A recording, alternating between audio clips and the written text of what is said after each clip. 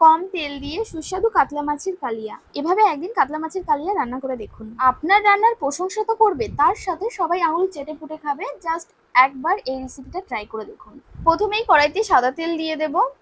তারপর সাদা তেলটা গরম হতে হতে এখানে আমরা লবণ হলুদ পরিমাণ মতো মিশিয়ে নেব মাছগুলো ভালো মতো, যাতে ভালো মতো ভাজা হয়। মাছটা যখন হালকা ব্রাউন কালার ভাজা হয়ে যাবে তখন মাছগুলো সব একে একে আমি তুলে নেব।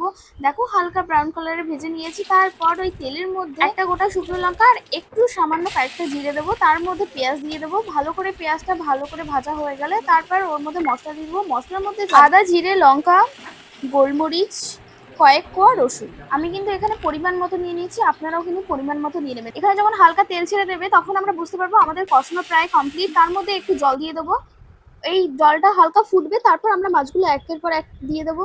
মাছটা হালকা কষতে থাকুক, ততক্ষণে আমরা একটা পেস্ট বানিয়ে নেবো। এখানে আমি একটা আমুল দুধ নিয়ে নিয়েছি, 10 টাকার প্যাকেট, আপনারাও নিতে পারেন।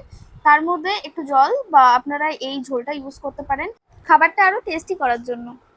উষ্ণ গরম জল ইউজ করবেন, একদম গরম জল ইউজ করবেন না, তাহলে কিন্তু ভালো ফাটবে না, এটা ফেটাতে পারবেন না। তারপর ওই দুধটা সবকিছু এই ঝোলের মধ্যে দিয়ে দেবো। টকবক করে যখন ফুটবে সবার লাস্টে নামানোর আগে একটু ঘি দিয়ে দেবো। আপনারা চাইলে এখানে ঘির বদলে বাটার ইউজ করতে পারেন, যদি আপনাদের ঘরে ঘি থাকে তাহলে ঘিটাই ইউজ করবেন। তারপর গোটা গরম মশলা ভালো করে দিয়ে নামিয়ে নেব এবং গরম গরম ভাতে এই কাতলা কালিয়া প্রায় এক থালা খেয়ে নিতে পারবেন।